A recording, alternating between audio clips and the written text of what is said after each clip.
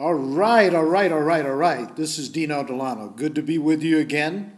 And today we're covering something in depth, going into that whole idea of self-remembering in detail, so that we begin to see that this is not some esoteric kind of thing that's only known to some people, only can be known by some people, that some very simple methods of doing work, etc., so on, can bring us back to that place of recalling who we are, how we got here, what we're doing, and so forth.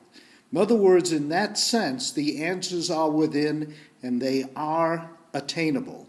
And toward the end of this video, I'm certainly going to give you the techniques and methods and ways that you can do that, if that is of interest to you.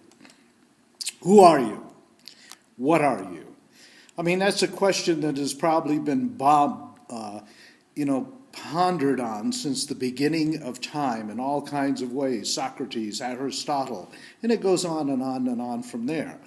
But again, it is not something that we can find in a book or in a black book, in that sense, a Bible or whatever holy book we happen to be involved with. The answers are something much more deep, much more connected in that way. But it's an important question. It's a question that often comes up because we often feel alienated, disconnected. I hear this sometimes. People say, I'm really from outer space. I'm from another planet, another galaxy. I really don't belong here. What I'm hearing, of course, is those feelings and that sense of alienation. And considering the type of conditioning we have, that's very understandable. Are you showing off? Children show off. Let me say it in this way. Children are enlightened until we talk them out of it. Talking them out of it means that when we condition them out of it, when we begin to throw belief systems and ideas onto them and tell them what to believe and how to believe, we have very little capacity in our societies and in the way that we relate with people in bringing from within out. The word knowledge in that sense really means to go inside and to bring it outward, to bring it forward. And with children, just like we do in our school systems and so many other places, it's a constant input rather than a process of bringing that which is within the individual. Now, what does showing off, though, have to do with it? Well, if you look at people who are gregarious in that sense, people who are creative, artistic, whether it be entertainers or wherever, you find that they do have that sense of showing off. I can remember I was a very young man at the time, and a good friend of mine in San Francisco invited me to Bimbo's 21. His girlfriend, who was in the chorus line, worked there. But that particular night was going to be the entertainer Harry Belafonte. As you can imagine, that's a lot of years ago. That was in the very early 60s. And as I watched Belafonte sing and do his numbers and talk and do what he did as an entertainer, I can remember thinking, you arrogant son of a bitch. But later, it dawned on me that he was not arrogant. He felt really good about who he was as a human being. He had that kind of charisma and sense of self-worth, self-value, and it showed. And I had, at that time, difficulties in dealing with that kind of charisma and that kind of self-love in that sense. Sports people show off. Showing off is a form of self-expression. It's kind of interesting when I've pulled it up on the internet, typed it in and did a search on showing off, you get a lot of negativity. Negativity, very simple, because in our society, which is really very puritanical in a lot of different ways, we have a difficulty in really feeling good about ourselves. But feeling good about who we are is one of the major ways to begin to sense and connect with that sense of self-remembering. Information is not knowledge. You know people who are like this. Maybe you're like this yourself. I certainly have been at times. You read a book or you read some information, you gather all of this data, and now you think you know something about that. I hear people say, "Oh yeah, hypnosis. Yeah, I know what hypnosis is about." "Oh yeah. Have you been hypnotized several times? Have you been through the process?" "Oh no, but I've read about it," and so on. We think that reading about something is knowledge. We think that reading about a country or a people or a scientific experiment or some new information that has come along is knowledge, and it is not. Knowledge is a process of experiencing information that brings you to a state of understanding. Do you believe or do you know? I remember a short time before his death, Carl Jung was being interviewed, and that interview asked him, he said, "Do you believe in God?" And Jung said, "No." He said, "I know." In other words, what Jung was expressing was something in that sense very profound. He didn't believe in God. He knew. He understood. He had a connection. Now, that kind of connection is what we're talking about in self-remembering. When we connect to that creative force, when we connect to that inner knowledge that we all have, that we know and not just believe. Belief is very superficial, but it's also very powerful. Think about the bomber who straps bombs to himself and goes into the square somewhere in the world and not only kills himself but many others. Now that is the strength of belief. But that belief is not again based on knowledge. Here's another way of saying it, is that when you get information on how to repair maybe a certain thing in your automobile or in your home or in the wiring system in your house, and you take that information and you literally put it into use and you discover that the information is real, in other words, it works, now you have knowledge in that particular area. Here's another way of saying it, is that many people believe in a life after death, but are scared shit of dying. You know what I'm talking about. Now, all too often, and particularly this is so true in the whole New Age movement. The New Age movement has a lot of these ideas. People say, "Oh yeah, I read about that. Oh yeah, I've seen that on YouTube. Oh yeah." And now they think they know something about it. Doing the work is the same thing as someone who is, let's say, lean in body, or weak in body would be better said, and they do the work, whatever that takes, whether it's lifting weights or doing yoga or Tai Chi or whatever, but they really begin to build themselves up and become way more flexible and expressive in their body and their movement and flexibility and so on. In other words, they literally take the information and do the work. So we move then, in that sense, by doing the work, we move from belief into knowing.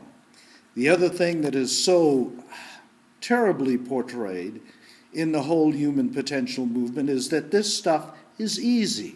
It is not easy.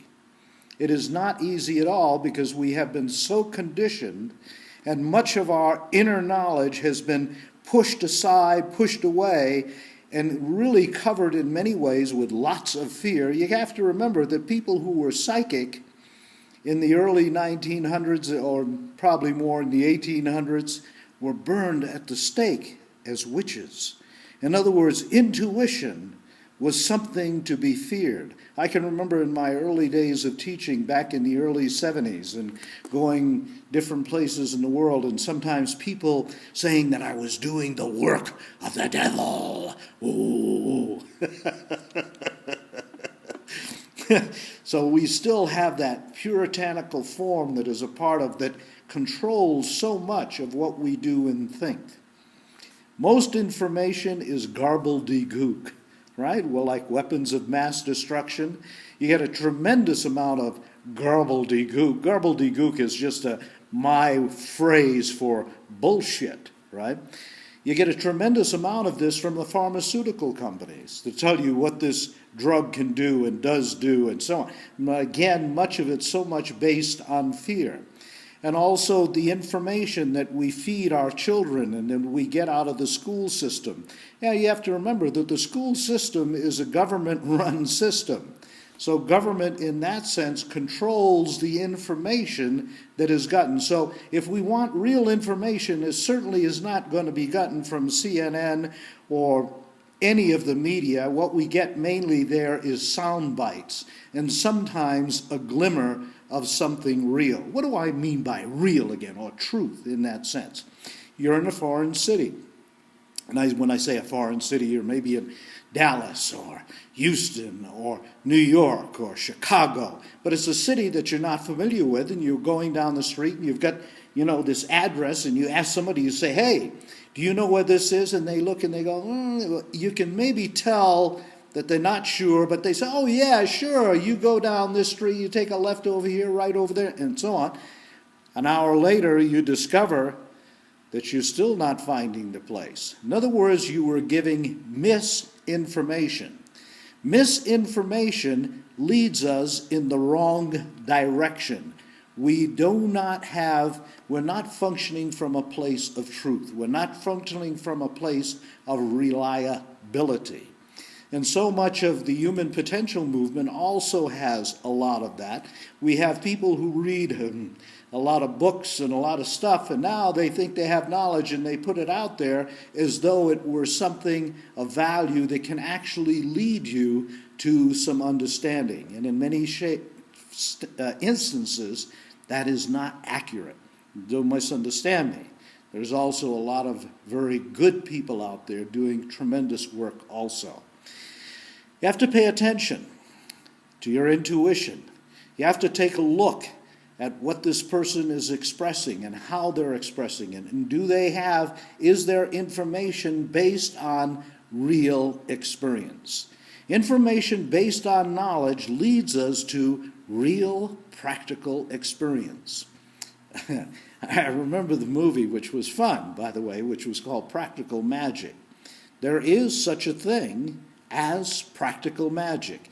In other words, when you have the tools that literally lead you to, say, opening up more of your psychic abilities or your intuition and various things of that nature, tools, for instance, that lead you to ways to be able to create self-healing, to manifest those things that you want and need in your life.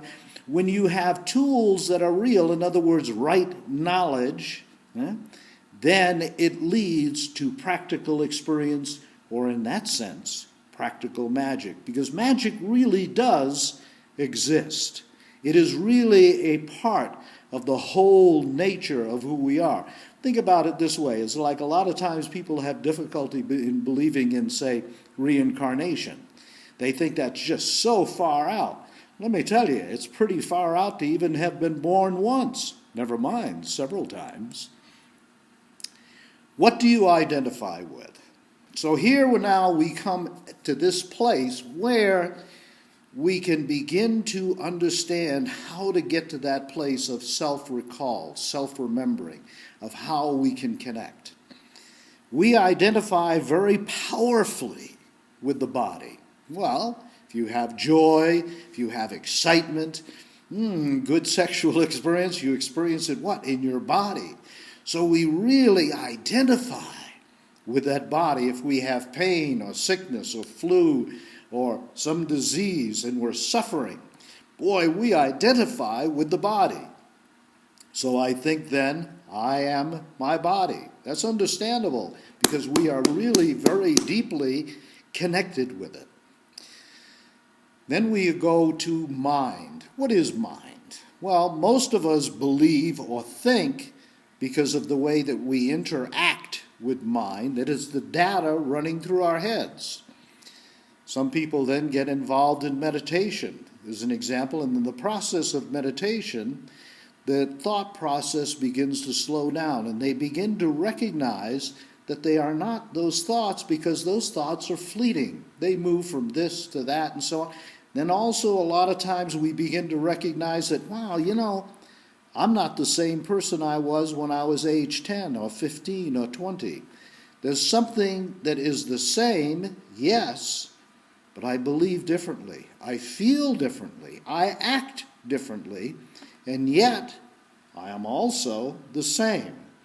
So there's that sense of sometimes duality. I am the same, and yet I am different. In that, when we begin to discover that, begin to look at that, perceive that, get a sense of that, we begin to understand at a deep level that I am not those thoughts running through my head. I am not those beliefs that I often sometimes even cling on to, that I sometimes will die for, as we talked about the bomber a little bit earlier, that I can change beliefs and yet I am still me. Those thoughts fleet through my mind. I might be thinking of something sad and terrible or ugly one moment, and the next moment I'm thinking about the party I'm going to tonight. Wow, all that fast and all that. Or I may have been really down and feeling angry, and I almost got into an accident. In the process of almost getting into that accident, it snapped me right out of that doldrum place that I was in. And I immediately make this instantaneous shift from being down to being frightened, to being even excited in that sense. Yeah, so we begin to sense that I am not that stuff that is going through, quote, what I sometimes think is mind. That mind is something really way more than that. Spirit, what is spirit? One of the things that has come along, particularly in this century, wonderful thing in that sense, is our sense of understanding that we are also energy. Not only do I have a physical body, a mental body, but I also have a energy body. I have energy. I have this sense of feeling that goes through my nervous system that is more than just the physical, that is more than just the mental. It is literally energetic, that this energetic process is all around me. Some people can see the aura and so on. This wonderful sense of something more, that I am energetic. Rediscovering the spirit begins literally with imagination. What do I mean by that? Well, let's look at self-healing as an example. The person maybe has arthritis, as I did at one time, and then they begin to focus their energy into that arthritic problem. They see the healing. They feel the healing, even more important than seeing it, by the way. And they imagine this energy eating away the connections and healing those connections and lubricating those connections and so on. And they discover within weeks, days, months, or whatever, are healed. Or maybe it's a cancer, and they do the same thing like Dr. Carl Simonton in cancer therapy has taught so many people, as I taught so many people and had case histories of people getting over cancer as an example. In other words, through this person's imagination, they begin to discover the spirit. They begin to discover that energetic process within them, that they literally have the ability to direct the force of life, that they can move life in a certain direction. Manifesting what you want, what you imagine, is another form of self-remembering. Because I'm talking about things here that will literally help you self-remember. Maybe you become a painter or a sculptor. You learn all the techniques and methods for sculpting and painting and how the colors wash together and move and create and so on. And in the process, one day you remember something that you had imagined long before you became the sculptor or the painter, and you begin to paint it or sculpture it, and right before your eyes you manifest your imagination. So imagination now becomes something that is more real, more solid in that sense, has more to it in that sense. And you begin to perceive it in a very different way, that through your imagination, you can manifest out of this energetic field of life. Wow! Movement. Maybe your body is frail, or maybe your body is stiff, or maybe your body is old. I posted not too long ago on Facebook and a woman who is 92 who teaches yoga, and she looks like she's maybe 60, 65, or whatever. And she's considered a master in yoga. In other words, through her movement, through her dedication, through her work. Because again, I want to emphasize this all takes work. If you're listening to this and you say, this is not for me, I'd rather do music or that or this, then do music, that or this. But understand that this takes work. Just like learning music or learning to play the guitar or the piano or whatever it is.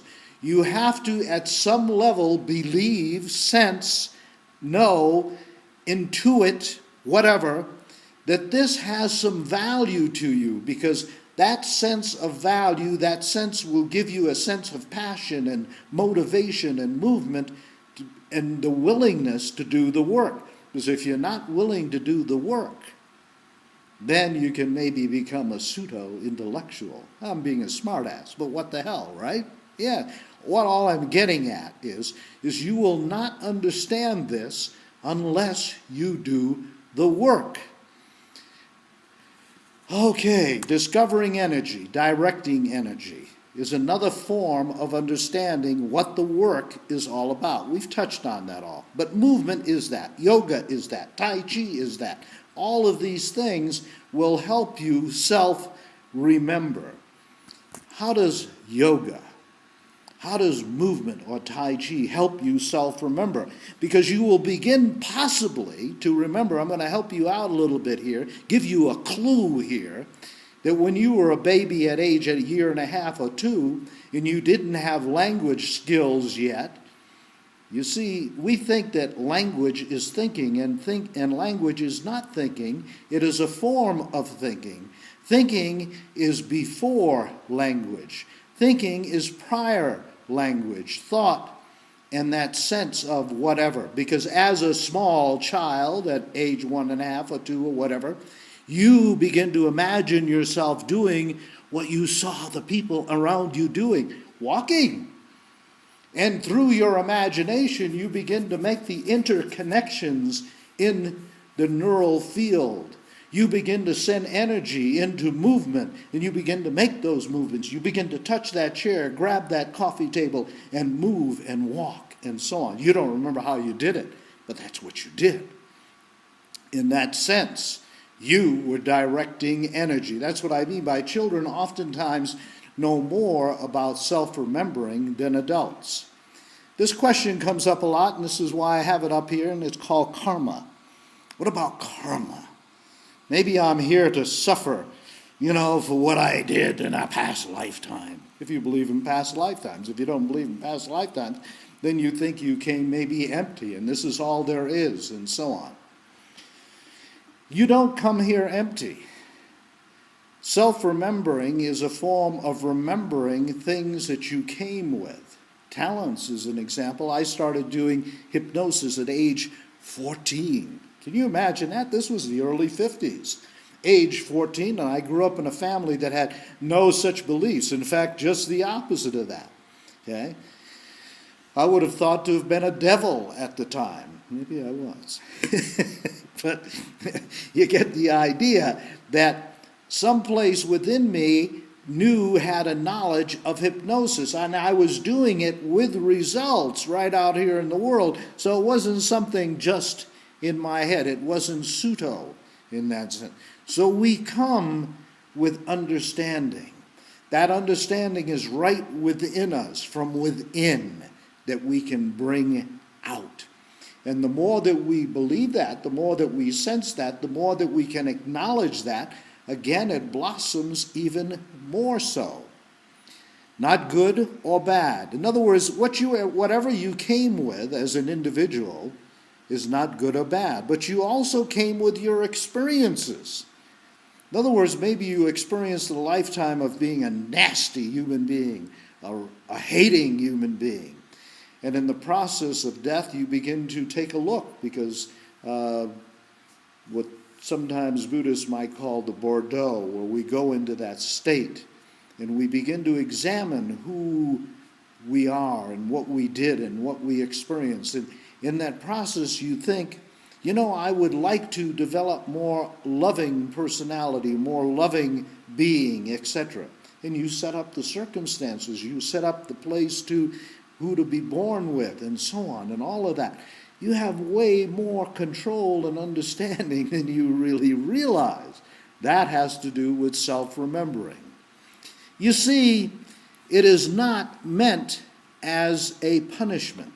We really believe in punishment, don't we? I mean, the America, as an example, has a bigger prison system than any other country in the world, and we really don't have anywhere near the largest population. But we believe in punishment. We believe in making people pay. And that also works right into our religious systems, into our belief systems, and so on. So karma in that sense, and people say, do you believe in karma? And I usually say, no, because I don't. I don't believe it in the way that people think of it.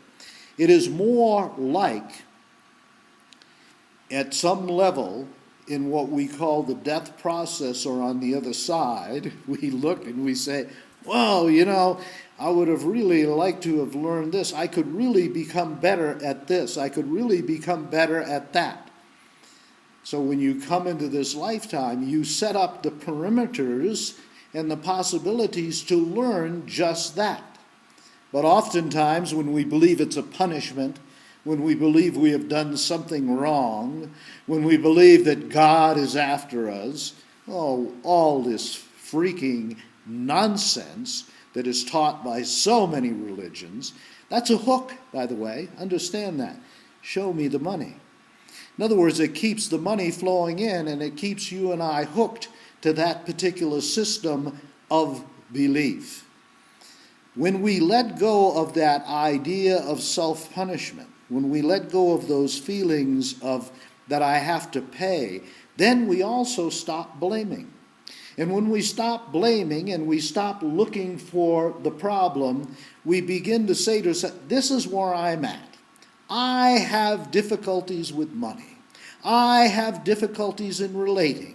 And so on. And then we say, okay, how do I learn? How do I become better at relating? How do I become more loving? How do I learn to deal with money more effectively and efficiently, and so on? Whatever. I know you're getting the idea. In other words, we stop our bullshit of blaming, because blaming does nothing more than keep us repeating the same problem over and over and over again, because we think it's someone else's problem. We believe that someone else is doing it to us.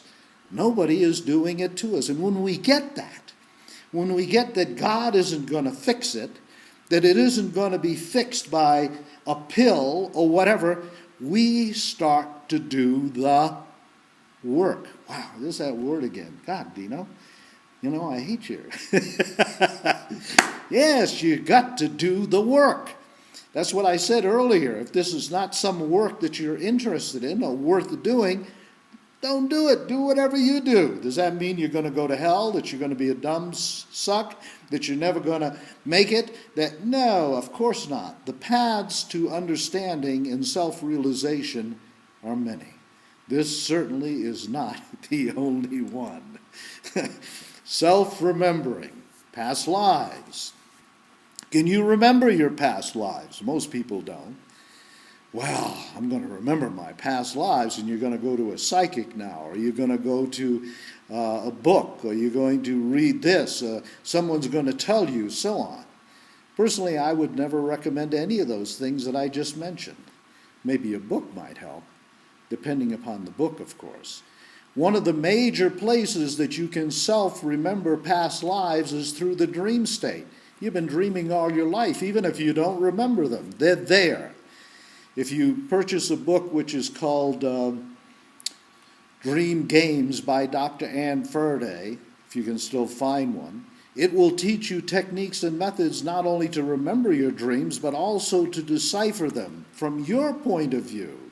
Not someone else's point of view, not my point of view, but from your own understanding, from your own system. And in that process, when you begin to connect to that dream state, you can begin to remember past lives.